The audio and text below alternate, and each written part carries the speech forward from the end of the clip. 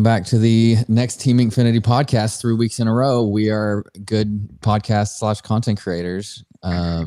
We are testing out a new system this week because I'm terrible at OBS and didn't have it set up to do more members, and we have everybody joining us today. So yeah, we're going to hopefully this is going to work out. It looks like it is. So yeah, we'll just roll with it and hope everything looks good. So as of today, we're 2 days away from good old Whispers in the Well release, and so it's basically here. I mean, how's everybody feeling about the release, the meta, all the above? I mean, we're all excited, right?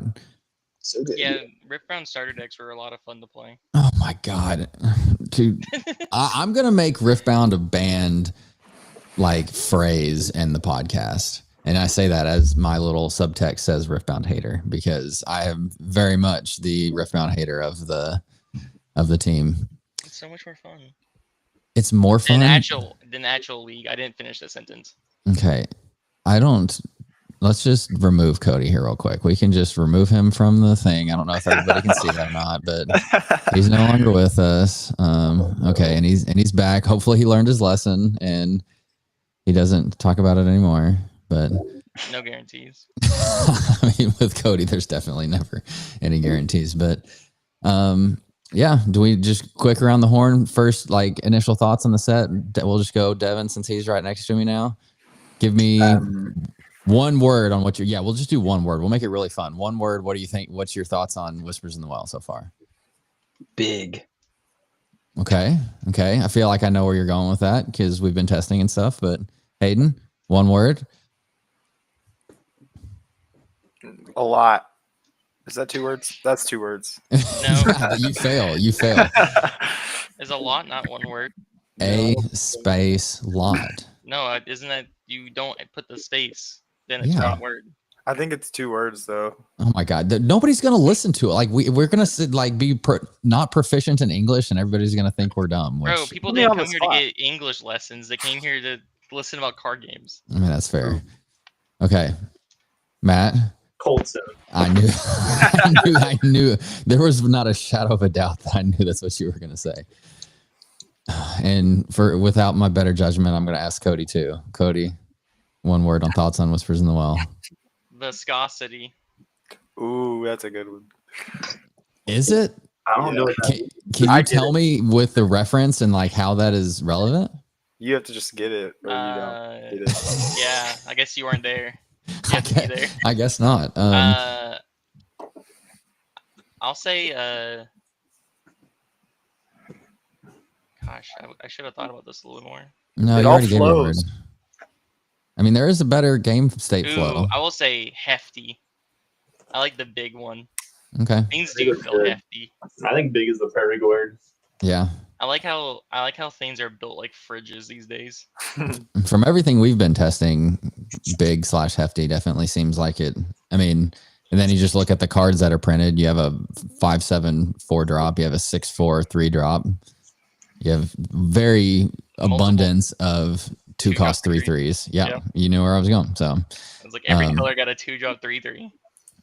And it all is much larger than what we've seen in the past, and definitely in Fabled. So, but yeah, so today's gonna be a fun one. We're just gonna kind of talk through some of our favorite cards, what we think are going to be meta defining, options for the upcoming rotation, or not rotation, upcoming meta and new game. Obviously, we're right on the brink of the new release. We have a big 10K local tournament. I mean, it's not local, but it's local to us, and so I keep calling it a local tournament that we've talked about the last couple of weeks. So we're all getting really prepped for that.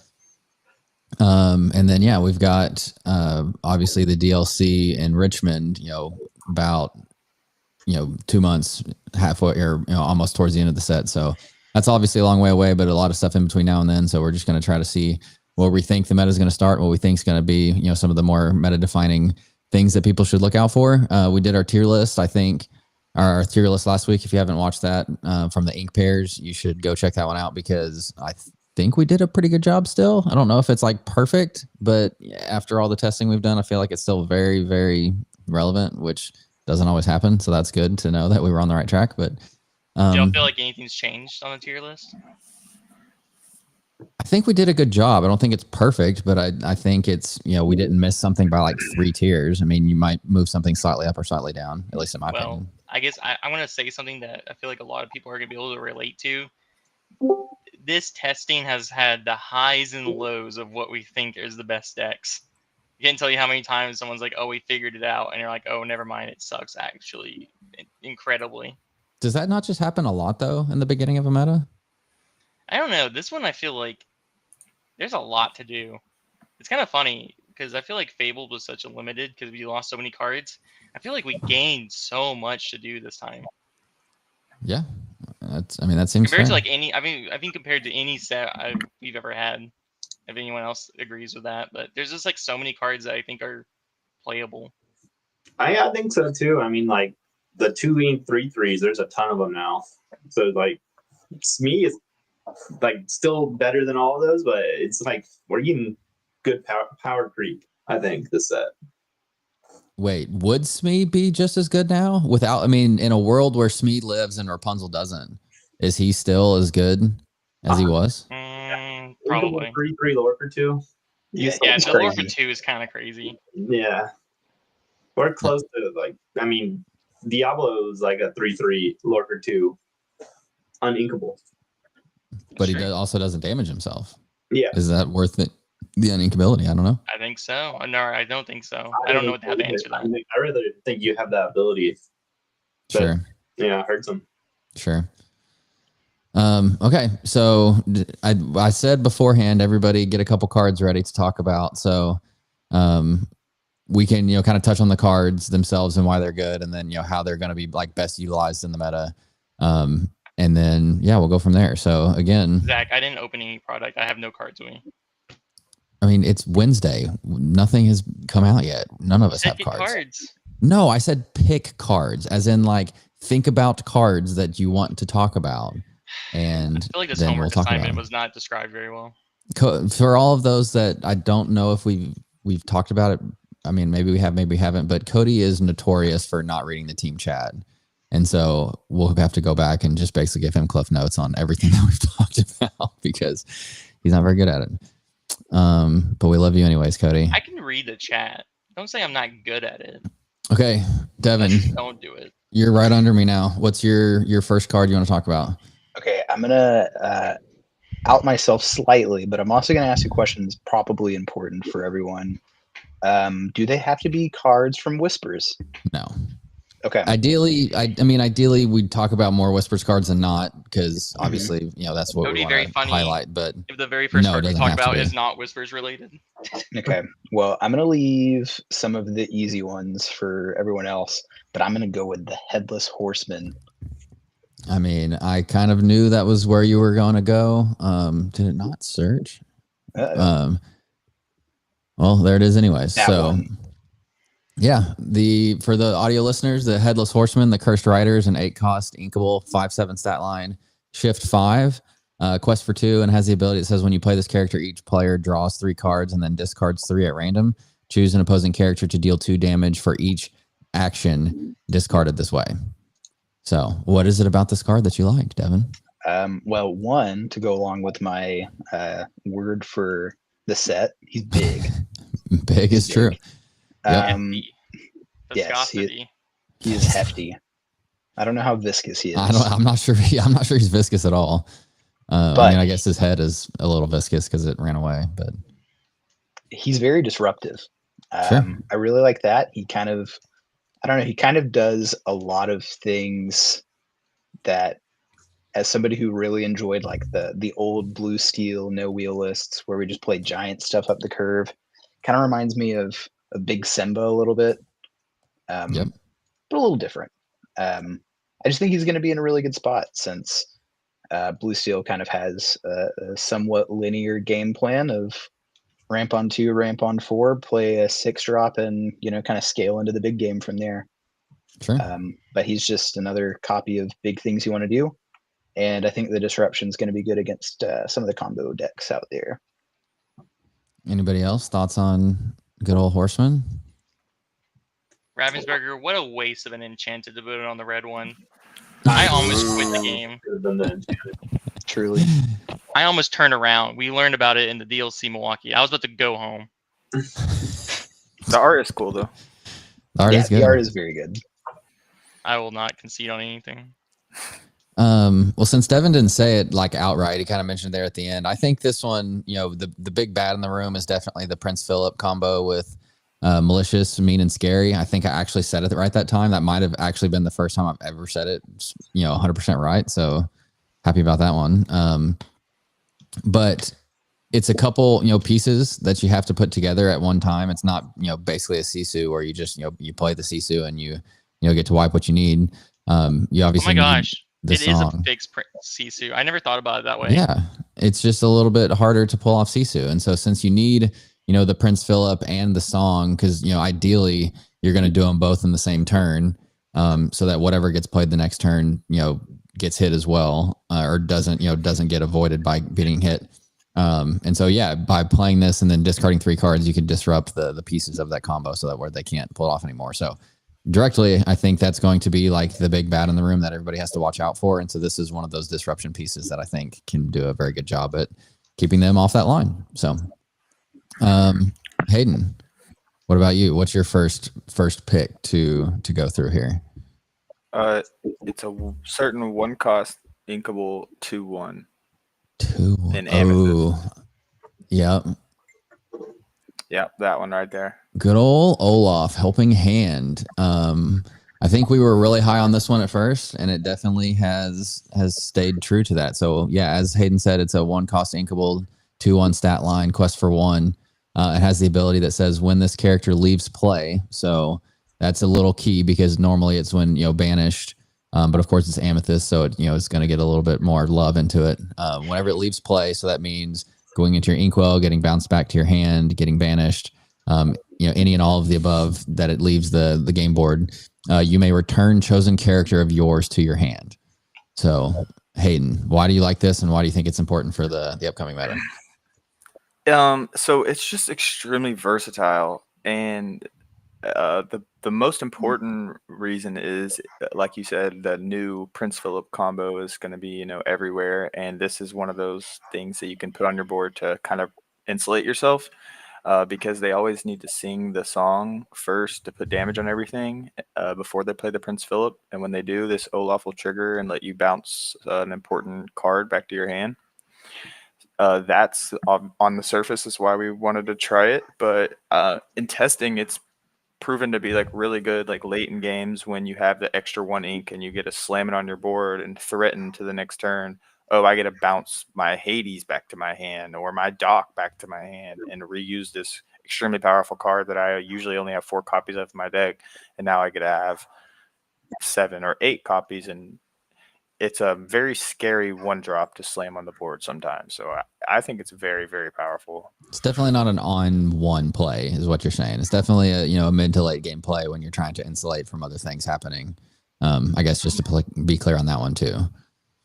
Yeah, I mean you can play it on Sure. one. It still has fine stats, but yeah, it's definitely more powerful later in the game when you get to really show it off and to bounce something like high statted back to your hand that you want to use again.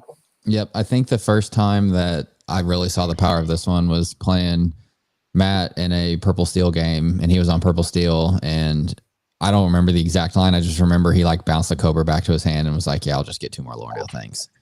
And that's really scary. You can force your opponents into bad moves. You can, proactively hit him into something to bounce something proactively, like you said, with a Hades or something else that you want to have. And so it's a very versatile card. And I think this one's a really, really cool design card for sure. Any thoughts from anybody else on good old Olaf here?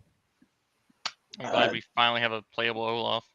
Yeah. It's a really cool card. I also think it also hedges versus the malicious, mean, and scary too. You can like just bounce your best thing, bounce the Dock. Like it seems like it's gonna see a lot of play. Sure. Yeah, it feels kind of like a Chromicon, having to play around a Chromicon in a way of, you have to like sequence things very, precisely, or your opponent can, get a lot of value from you not thinking through your turn fully and getting, something that you were going to take out after that back and not getting the full value that they're hoping for. Yeah, it's actually very important that it says leaves play. Yeah, they can't you're welcome it without triggering the ability. There's no real good ways to deal with it first. If you have like a wide enough board and you have multiple things you want to bounce. Nope. Yeah. It will trigger in any way that it leaves. And so I found that the hard way against Matt. I'm pretty sure I Hades'd it and he bounced something and I was like, yep, I definitely read that wrong because most of the time it's just Spanish and that one is definitely not just Spanish. Okay. Matt, on to you. What's your first card that you would like to discuss? I'll probably just say the Chase Legendary Cinderella. Yeah. Prince Charming. What? That Prince is Charming's pretty cool. sure, but is it the Chase? We're gonna pull up the Enchanted of this one too. Some people might chase after it. Yeah, Devin definitely mentioned this one. Off, not directly, but he definitely mentioned it. And so, yeah, what is it about Cinderella that is worth mentioning here? Because it is a doozy for sure. I mean, it does like hand fix. It does everything really. I mean, it rams you. It hand fixes. It's like in Blue Steel, it sings your hurl. It just the stats are like the only bad thing in uninkable, but everything else, this card is going to be making a lot of blue decks like really, really good.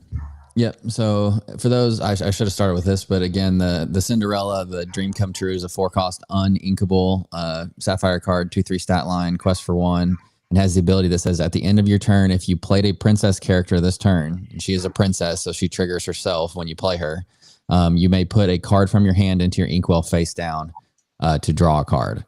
So, and she's actually threatening after the first ability because if you start chaining the Cinderellas, you get up sure. to like 9 ink on like turn 5, and it just becomes kind of out of control. Yep.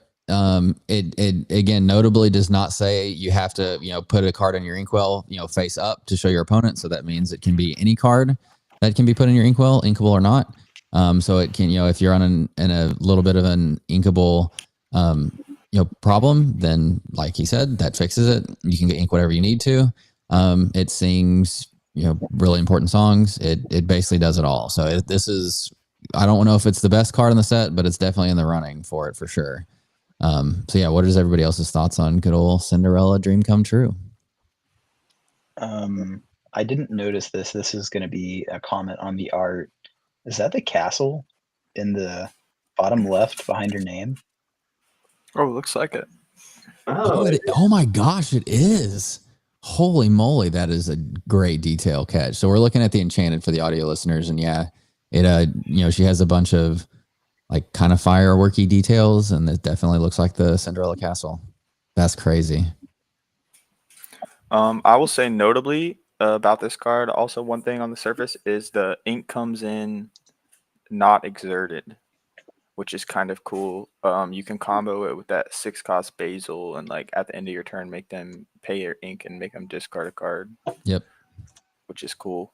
Combo with that card. Saw a lot of that preset. That was I think when this card was announced, that was a ton of people were on that line for sure, and so it's very scary because you can technically discard twice. You play Basil, then you ink for turn, discard, and then discard again off of Cindy if there's been a princess played. Yeah.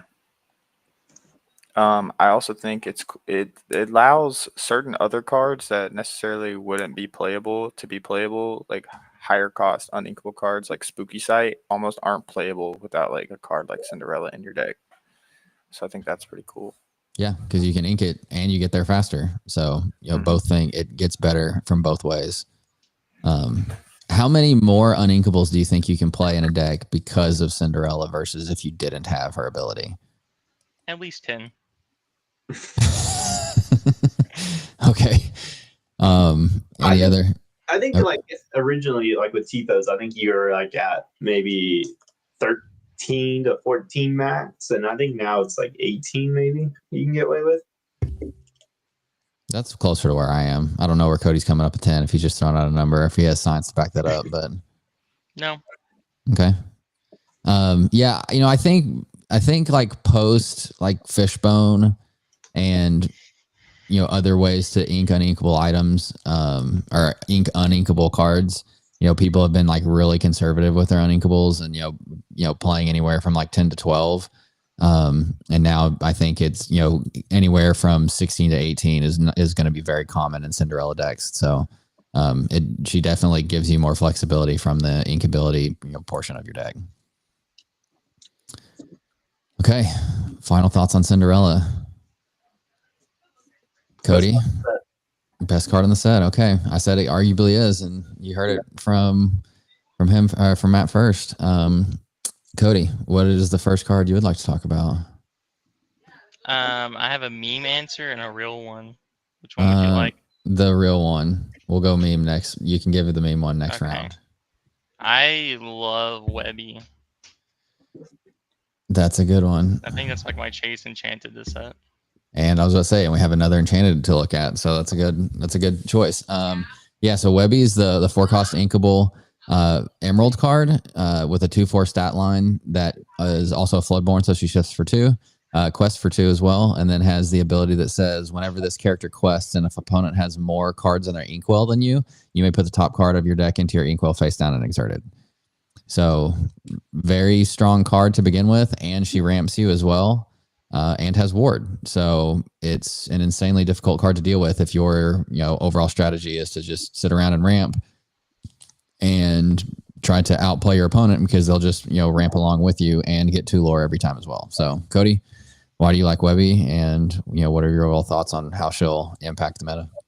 Well, I think you stole everything I was gonna say. Well, you say it better than I do. So no, I mean, I haven't got to test too much with Webby, and I'm not exactly sure where she's gonna go, but I love that this card exists. I feel like it definitely is like a good answer to the ramping problem that blue gets to have over other decks of just always getting to be ahead. This will get to like clean that out and make things a little bit more even because people were already playing Hey beforehand that did the same thing. That was a 3-drop, but now it's going to be on a body that can keep doing it. It's got war, it's questing, it can sing Hurl with strength. It's a very good singing body. If you put it with Clarabelle, it can sing You're Welcome. The 1-drop's not completely useless. It does have a very interesting pump effect. Which honestly, I'll take it. At least it's like utility in some sort of fashion, if that matters. I think it's just really cool. I think it's a very cute card, very needed, very useful. I don't think it's going to be like the meta warping because it obviously revolves around your opponent doing certain things, but I definitely think it's pretty easy to include this in a green deck and sure up those matchups. Yeah, this is just, there are very few cards I think that are better on the draw in Lorcana, and this is definitely one that is just insanely good on the draw, especially into other ramp decks, like you said. So I'm very interested to see how long it is until this becomes a very mainstream norm thing, because it could very strongly impact the overall ramp meta. Yeah, I think green decks or emerald decks are definitely going to be cut in half, basically, of am I the Webby deck or am I not the Webby deck? And that's going to be a big difference in how those two different decks play. Yep, and I will say too, again, ward on this is insanely important, because if you're ramping and you're Sapphire Steel and you just want to send a Thunderbolt its way and deal with the problem like you are normally trying to do, can't do that. And so if you're not playing something turn 1 and you sail turn 2 into Cinderella, you're just continuously not taking this out, and it's just sitting there. You say you're gonna throw a Thunderbolt? You're tossing a dog at this? No, I said if you want to hurl a Thunderbolt. I don't know what I said. Maybe I did say toss a Thunderbolt. I didn't hear the word hurl. The word I said hurl. If you wanted to Thunderbolt it, whatever. I don't know. I might have said it. Don't throw dogs. But anyways, yeah, I think this is a really good one, and it's definitely a very different strategy from everything we've talked about up until this point. So I guess that leads to me, which... No, it leads to my meme answer. No, we're going around again. I mean... It's going to take a second. Okay, what's your meme answer? What's your meme answer? Chomp. Chomp? Does anyone know what this card does? I literally don't know what this is, no. I think it does like a damage. Does 2 damage. Deal 1 cost inkable action, deal 2 damage to chosen damaged character. I'm glad. I love it anytime they add cards to the sets that are different adjectives, like Smash. Now there's Smash, and now we have Chomp. This card's kind of interesting, and like it might have a home in that green steel pirate deck, right? Sure. That's I not why mean, I'm liking this card. I know, but I'm just saying. I was just thinking of something. I mean, I just- I yeah, like the one-word adjective names. hypnotize. Is hypnotize in that list? Hypnotize. Sure. There's a purple one. Begone. Okay, I don't. Sure, I'll trust Okay. it. I don't know that one either. So, It's one word. That's all that matters. getting us away from blue and steel, which I feel like we've done a little bit already. I'll just go a different route, even though this wouldn't be my first choice. But it is an insanely good card. So talking about the 6-cost Demona, the legendary, another enchanted, the Scourge of the Y-Ring clan, 5/6, quest for 2, and has 2 abilities. It says when you play this character, exert all opposing characters, then each player with fewer than 3 cards in their hand draws until they have 3. And then, like all the gargoyles, if you have 3 or more cards in your hand, this character can't ready. So good into opposing gargoyle decks. It is very good for late game draw. It's very good for late game board swings because it invalidates your opponent's ability to just kind of set up their combos or to set up their big swing turns, because it exerts everything and gives you the opportunity to challenge into them. So I think this is just an insanely strong card that you have to be watching out for, because again, if you're trying to set up something, like we'll just say like set 9 dogs, for instance. If you're on the I'm just going to set up a bunch of stuff, I'm going to do a big swing turn, potentially like scrump a couple of my 1-drops to Seeing Under the Sea to wipe a purple steel board. This is very much going to invalidate that plan, because it's going to exert all your stuff and you're going to get rocked by all of the bigger bodies that a purple steel deck would have. And so I think this one is, again, just a very strong card to 1, enables you to draw. 2, could be a one-sided draw if you manage your opponent's resources, and 3, just a massive, really strong body at a 5/6 stat line. So any other thoughts on Demona from anybody? Okay, so everybody hates my choice. Good to know. I mean, she is good when she's good, and she feels bad though when your opponent is winning and they have no cards in their hand, and you can't give them 3 cards. Sure. That feels unplayable. So she's very interesting to me. So let me take a different approach to this question then with this card. How relevant do you think it's going to be being able to freeze your opponent's gargoyles? In a world where gargoyles are extremely relevant and your opponent has no cards in their hand, that's obviously bad. But if their board is 4 characters and 3 of them are gargoyles, and then you give them cards and freeze them out next turn, it ultimately gives you a free turn then to be able to do what you need. So is that a relevant like play line, or is that just going to be so niche that it's not even really worth looking into? I think it definitely comes up a lot, like in the blue steel matchup when you're playing like purple steel or something. Yeah, I have played Demona to tap down Goliath multiple times. Sure. It just kind of stinks because they're like ramping, and then you draw to 3 and you can't play anything. So if you have like another gargoyle, you can't ever ready. Right. Let's draw some. Almost no honorable mention for me, since Cody got 2. I was going to say the Demona 4 costs to be like edgy and cool, because it's not just like the obvious Honestly, one. way more exciting for some reason. Oh my god! See, I knew you would. You're the edgy, non like just front runner guy though, so that makes sense. But yeah, Demona, the 4 cost Demona, the forecast Demona is a 4/6 stat line with Challenger 2. That's a 4 cost, so you basically have a 6/6 for 4. When you're challenging, and then even if you're getting challenged into a 4/6 for 4 is still insane. When we're thinking about Iago, that's an illusion that, I mean, it does have evasive, but it obviously just dies to any action. So I think Demona 4 cost is a very strong one as well. Okay, we'll go around one more time and see where we're at on time and go from there. So Devin, you got another one you want to mention? Yeah, I'm kind of surprised he didn't get mentioned on the first run through, but I'm gonna go with my boy Goliath.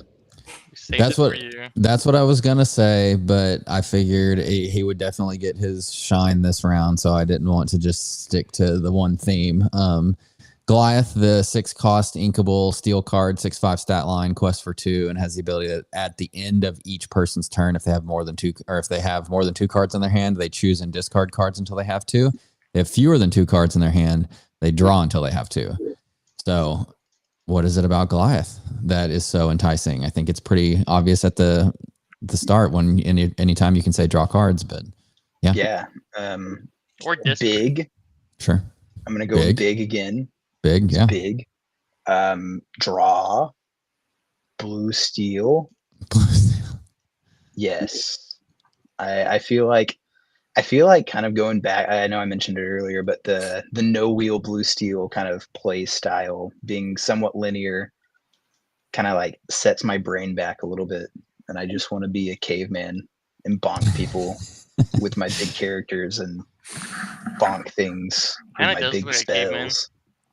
Yeah. 6/5 stat line is crazy, especially when we've got, as I've been referring to it as Timu Zeus, or Hurl the Thunderbolt. Only dealing 4. 5 strength is very, very relevant. It's a big body that you can bonk people with. That's for sure. I'm honestly surprised it's not like a 6/7. Like it has Stone by Daylight. A 6? You think this should be a 6/7? Yeah, it's kind of understated, honestly, for having Stone by Daylight. Yeah, and this set, it would probably be like a 9/8. I think 6/7's perfect. I would prefer this to be a 6/7's a great 6/7. number. Sure, I think if this is a 6/7, then it's just staying What on a the great board number. forever. I'm not even going to get into that one. Well, I'm just saying, if you look at all the other gargoyles that have that little Yeah, text I mean- on them, they're all like way overstated. Like the Demona forecast is a 4/6. yeah. I mean, I think obviously being able to draw 2 cards every single turn is enough of an upside to where you have to Yeah. not just completely overstat it. Yeah, I've Which never I- seen gargoyles. Does this mean he's the weakest gargoyle in the show?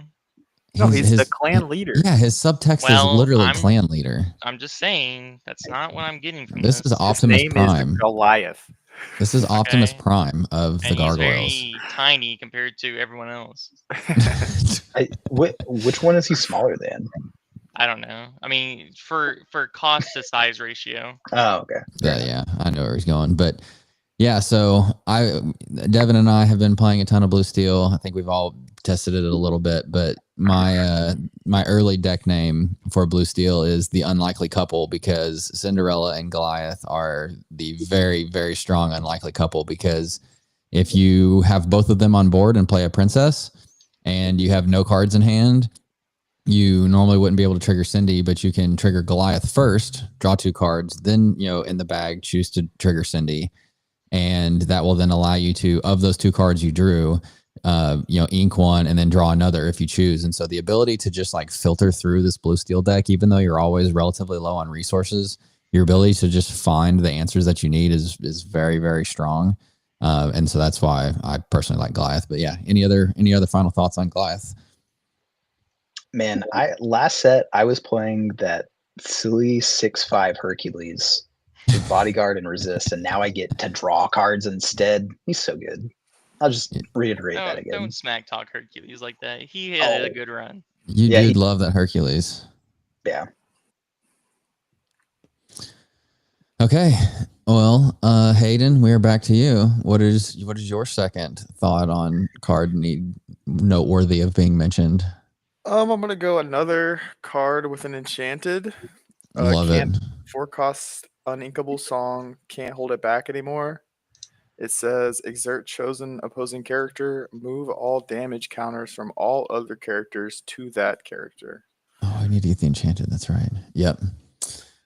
And it's a Frozen song, so we know what that means. We know that's going to be enchanted of the set. We know that's going to be top, tippy top up there with the most expensive ones. Yeah, I think when we initially talked about this one, we're like, oh, it's probably fine. But you've had a ton of success, I would say, with this.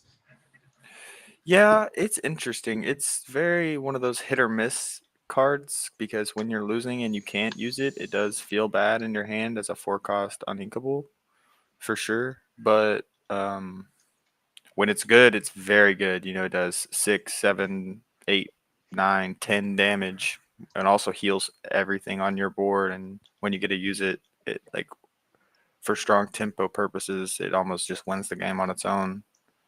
So I Yeah. don't know. It's a card that could be a 3 of in a deck that wants to use it every time, or it could just be a 1 of solid card, or it could not be played at all. So I'm not sure where to put this card, honestly. Well, I wish Mo was here so we could roast him, but I have to tell the story. You know, Mo's the notorious go-go player, and he loves leaving damage on characters. And I was watching from his side of the board and saw that he had, it might have even been 2 go-go's, and, you know, had a juicy target on Hayden's side of the board. And he like looked away for a second and wasn't paying attention. And Hayden played the card and like moved all of the damage counters off. And he was like, okay, what just happened? Like, why am I not going to win now? And it was because of this. And so in a world where you have, you know, again, very big bodies to go off of Devin's theme and a lot of potential damage lying around, if you are playing a green opponent, this is potentially one of the most impactful cards you could have, because it doesn't just move, you know, damage from one character to another like Bell or some of the other damage movers. It's literally every character, and so it saves your entire board from that, you know, potential go-go threat. But we'll probably figure out a way to use this to make his go-go's deal lore, get 7 lore. That's true. I mean, I guess you technically could use it to your advantage too, where you set up enough damage to where you can move it all to one target, and, you know, rather than having 1 damage here, 2 damage there, you can have 4 or 5 damage on one thing and then really take advantage of it that way. So if you are a go-go player like Mo and you want to, you know, like just go yourself to the win, this seems like another option to get you there. He's going to sing Malicious, Mean, and Scary, sing Can't Hold It Back anymore, and then sing go both of those. for game. That's a crazy combo for sure. It's kind of cool. Okay. Any other thoughts on Can't Hold It Back anymore? Man, we're just covering the Enchanted. We're just covering the Enchanteds. My mind's kind of blown by the MMS Can't Hold It Back anymore idea. I don't like it. My stuff's too big. Never can nerf go-go. Throw that horseman on the board, Devin. See what happens to it when your opponent plays that. They can't hold it back anymore. I'm just gonna hope I hit all the actions. True.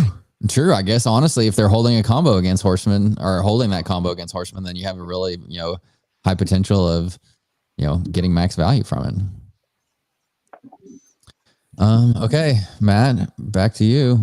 I'm messing up over here. Back to you. What's your next card worthy to talk through?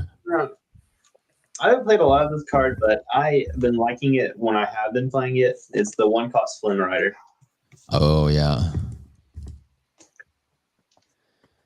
That The card's first whisper mentioned noteworthy to talk through as well. So yeah, he's a 1-cost 1/2 stat line quest for 1, and so his boost cost is 2, and his ability boosted is while there's a card under this character, he gets +2 strength and +1 lore.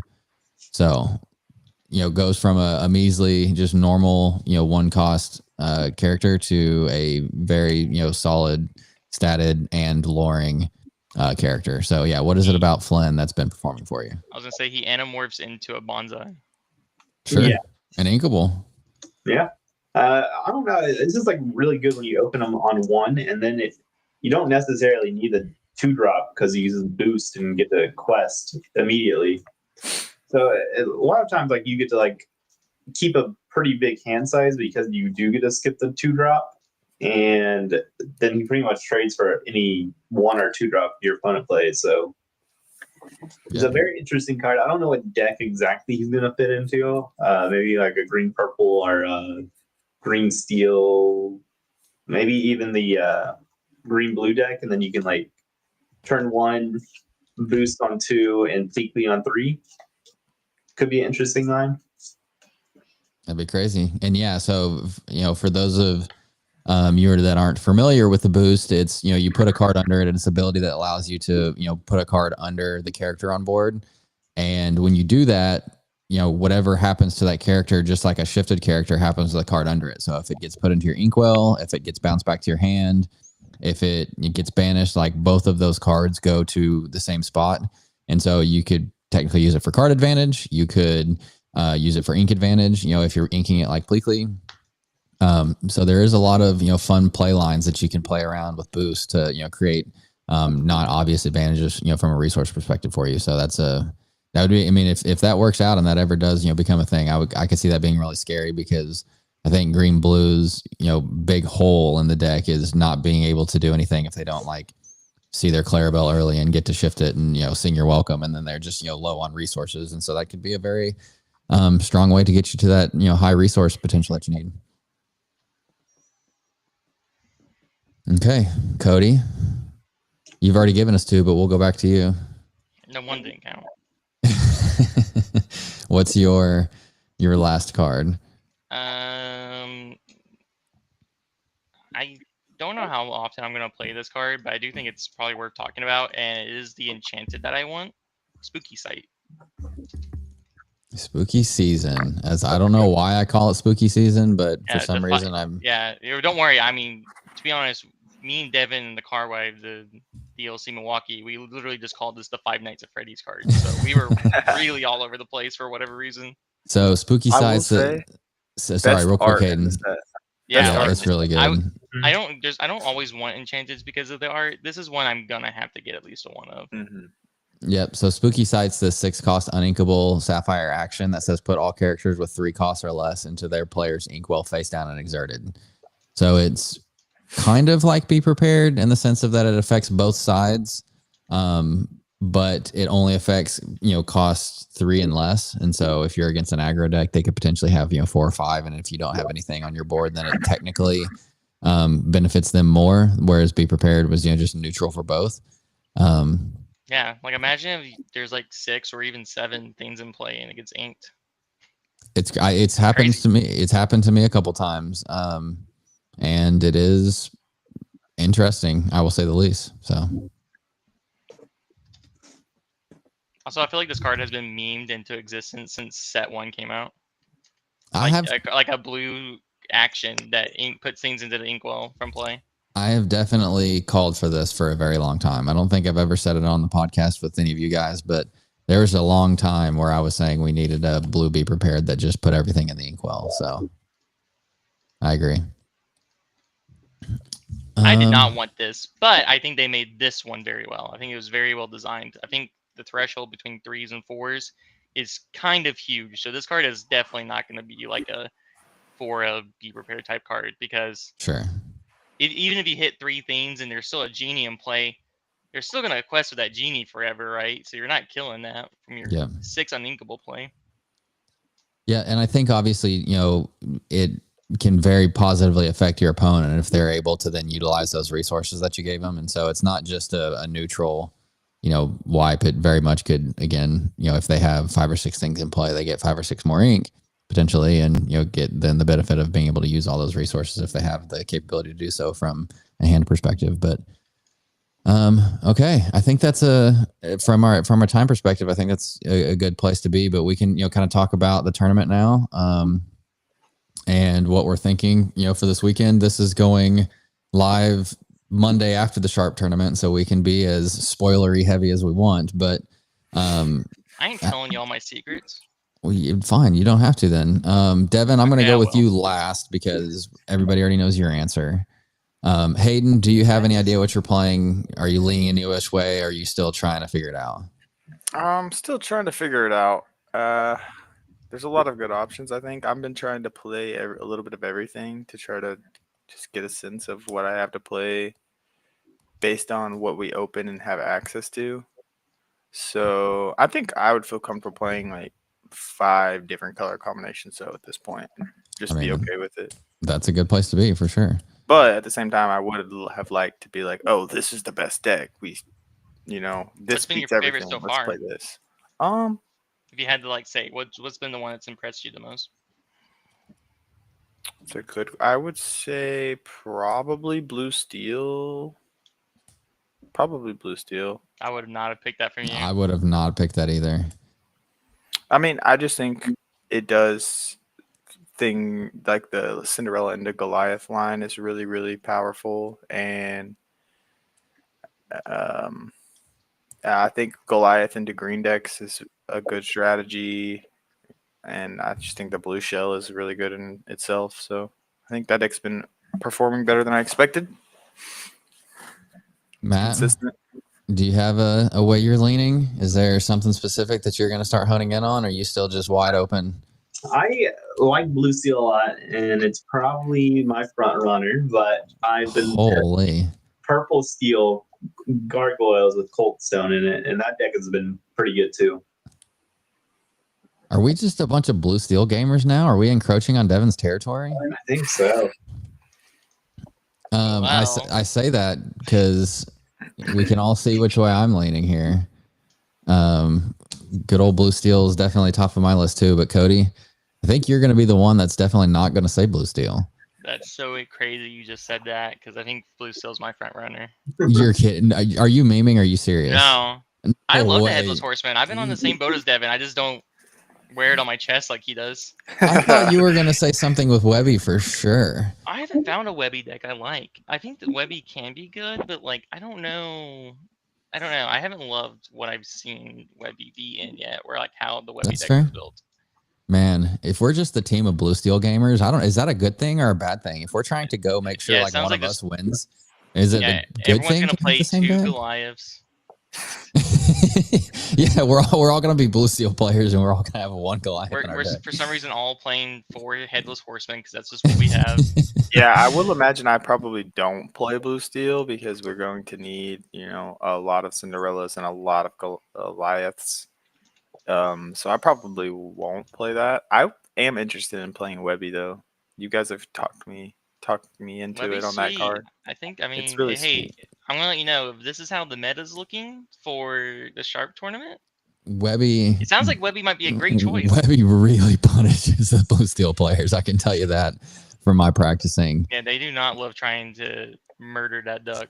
The first time I played against Mo, he was on Webby, doing his thing, testing different pairings, and my first 4 turns, whatever it was, I had a perfect line. I went my 1-drop into my ramp, into my Cinderella, into my Goliath, and by the time I got to Goliath and had 6 ink, he had 6 ink with me, and had a grip full of cards, 8 lore, and 3 other characters on board that were more impactful than mine. And I was like, cool, this is really fun.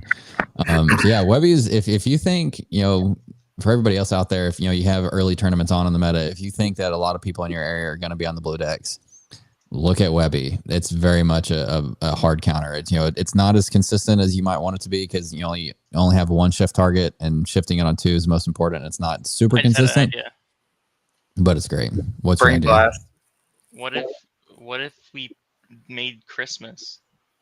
I was gonna say that when you were hyping up Webby, when you were talking about Webby in your card thing, I was thinking in my head, "Oh God, he's gonna play Christmas." I just don't think it has any Imagine back-to-back relevant Sharp- card draw. Sharp winning tournaments, Christmas. Doesn't matter what meta it is. Christmas is forever here. Clarabelle is your Call card me draw. Mariah Carey. Yeah, but if you're not playing a blue deck, then you still have to be able to get to Clarabelle. And I think that's the issue. I think you have the necessity to manage that mid game. If you are playing a blue deck, there really isn't a mid game. You just ramp with them, and then you're into the late game stages of your deck really quickly. But if you aren't, then you can kind of be up a It's creek. like those birds that like pick like the dead animal carcasses out of like the alligator's Vultures? mouth. Oh, out of alligator's mouth? Yeah, Yeah, what's they that clean called? their teeth. Yeah, it cleans their teeth. What? No, I have not heard of that. There's a word for it. What's it called when animals like help each other? There is a It's word for it. symbiosis. Oh, I know what you're talking Yeah, about. yeah.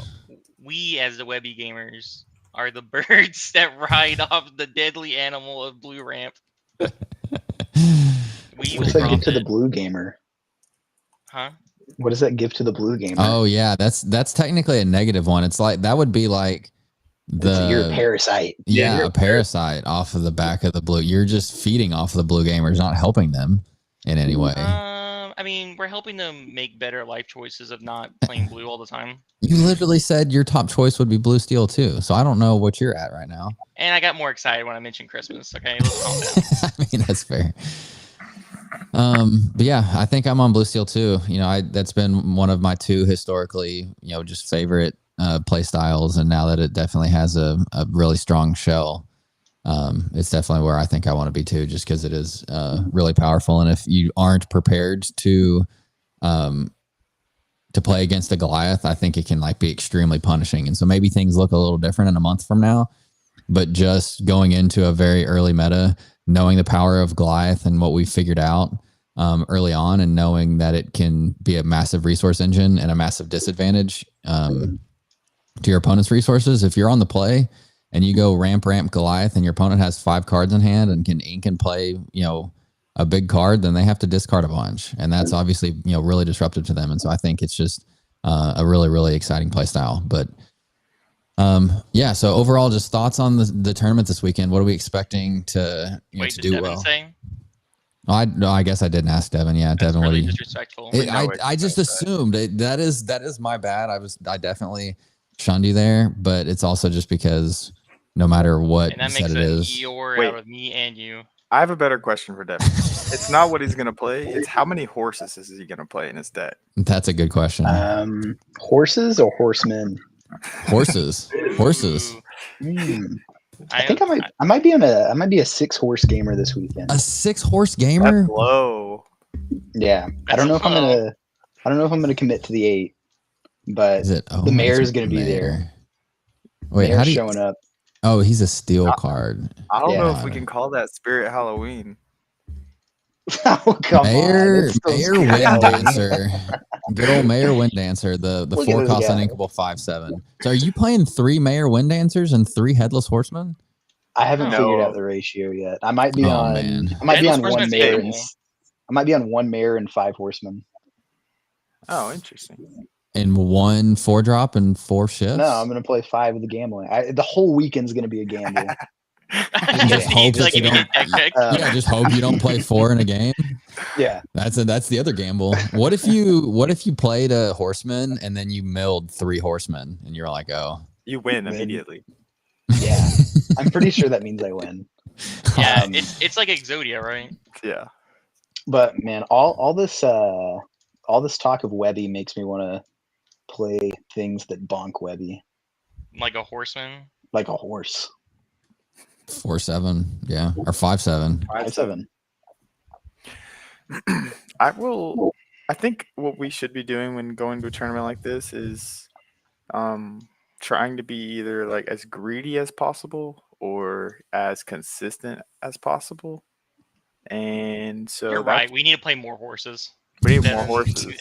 He's exactly right. We got to be more consistent here. So that's where I'm kind of struggling as to what to choose, because I do think there's a Webby deck out there that is the perfect amount of like greed with Webby and Clarabelle and. I feel like I corrupted y'all bringing up Webby. You're like, oh, wait a second. Well, I've been thinking about it a lot. I'm but in you the same did. boat. Yeah, I'm in the same boat as Hayden, where I think it's like extremely good. I just don't know how to fully utilize it yet. And so maybe like going into Richmond, like everybody's figured out Webby, and it is one of the best decks. But as of now, I just don't know what that shell looks like. I will say, I don't think a Webby deck is ever going to be considered the best deck. It's probably what's going to beat the best decks. Yeah. Right? Because Sure. the card technically does not do well into non-blue. It's fine, but sure. but you don't get to use its effect probably more than likely, right? Yeah. Yeah, I think it's really interesting. Like some kind of shell that has Webby and plays a little bit lower to the ground, maybe. That can like tempo out the blue decks, but still have enough top end and draw stuff to like beat the Prince Philip decks. The Webby deck that plays Bend to My Will. The Webby deck. The Webby deck. I mean, that would normally be a crazy comment, but I don't guess it is.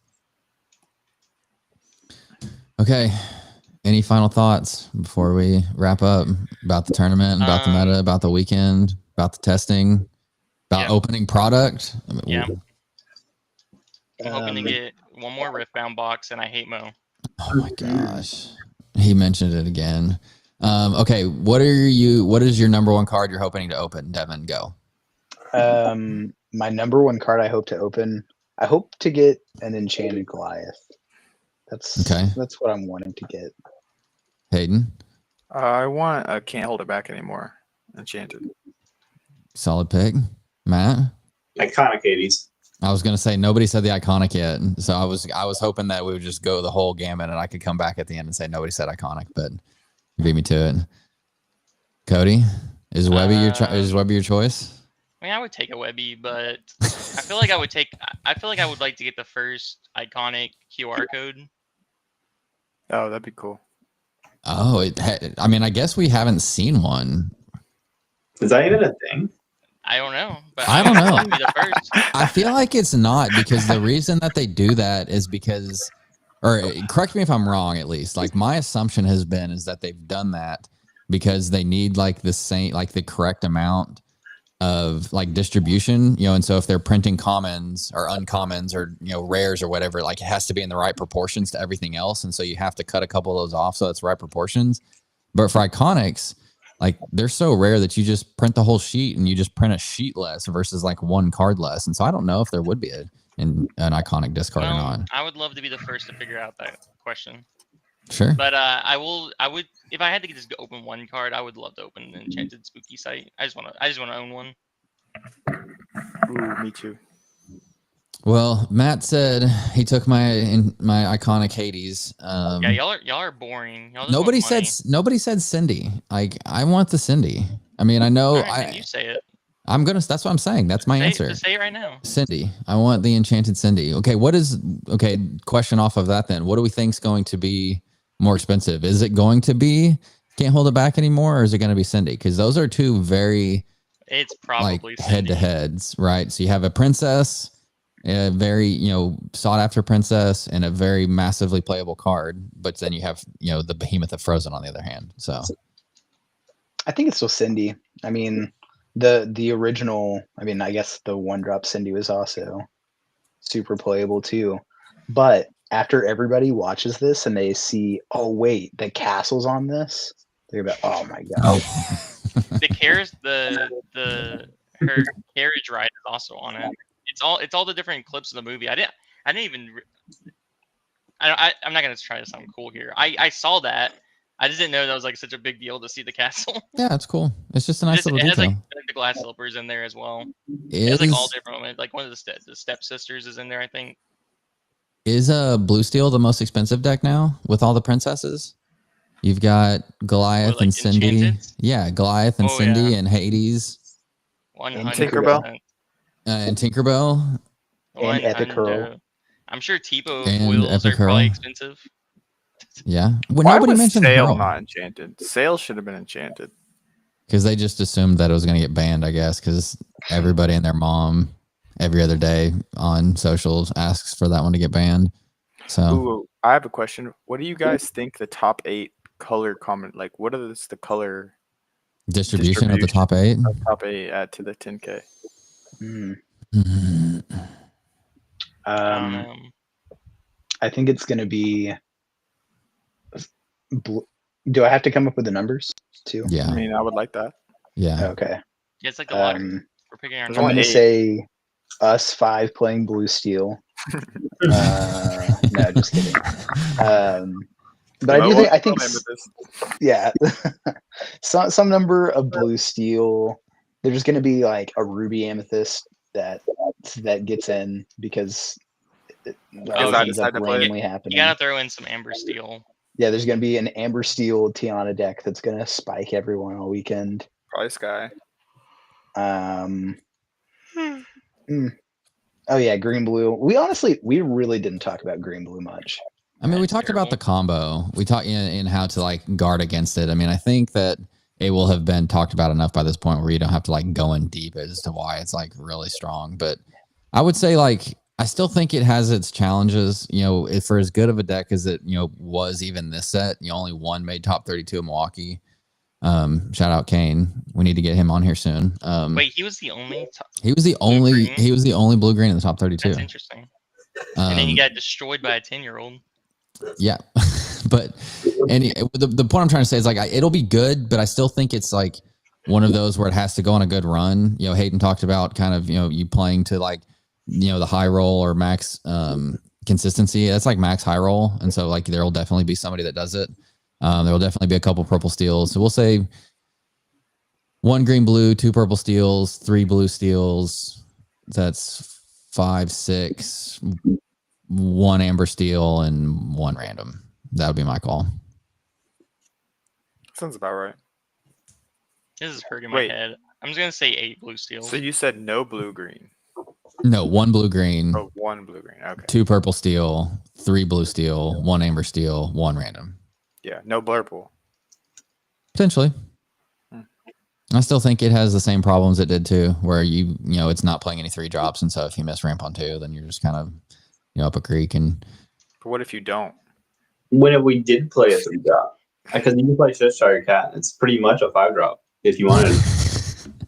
I mean, I guess that's fair, but it's also like extremely low impact 3 drop. So if you're doing that, then I'm probably fine with it. It also has book now to play on 2 instead of ramping, which is still feels pretty Sure. good. I'm surprised we didn't talk about that book either. Yeah. What's it? Is it Weeby's book? The The guidebook. I don't Woodchuck's Guidebook. Oh. 2 cost, inkable action. I does just call it the nothing on book. play. You can banish it and pay 1 ink to draw 2 cards. Yeah, this one's performed really well for us too thus far. It's see, this is like an insanely, you know, again, like an insanely strong green blue insulator, because you can put it on the board, and if they bend you, or if they, you know, like going into Clarabelle turns, you can just put these on the board to dump your hand. If they don't have the Clarabelle, you can draw back up. If you get Prince Philip, you can draw back up. I just think this is a really, really cool tool to be able to like set up for your resource mid and late game, and then be able to like get those resources when you need it. Okay, well, that's another good one, but final thoughts. This is the end. Speak now or forever hold your peace. I'm not gonna list any cards, but I think we could have gone like 2 more round crazy cards. I think that's how stacked the set is. Like even cards that weren't played before are going to be played now with more impact. So Yeah, I agree. I mean, I think, you know, the consensus is there's plenty of playable cards comparative to most sets. You know, I think I said at some point the boost mechanic definitely gives like new life, because you can use it as so many different advantages. You can use it as card advantage if you're bouncing stuff back to your hands. You use it as a resource advantage if it's going to the inkwell. And so I think if you can get creative with boosts and whispers, there's a lot of potential for outplays there too. So that's kind of exciting. Yeah, I say next week we do another couple rounds of that and talk about some more under the radar cards. Yeah. We can do it specifically on that. I mean, obviously we want to do some sharp recap after we get through the tournament, but I don't think that'll take, you know, a full episode, so we can come back and do some of that too. So that's a good idea. But yeah, I think that wraps it up for this time, everybody. So thanks again for listening. We're back on the grind 3 weeks in a row, so we're doing a good job staying consistent. And thanks everybody for listening, and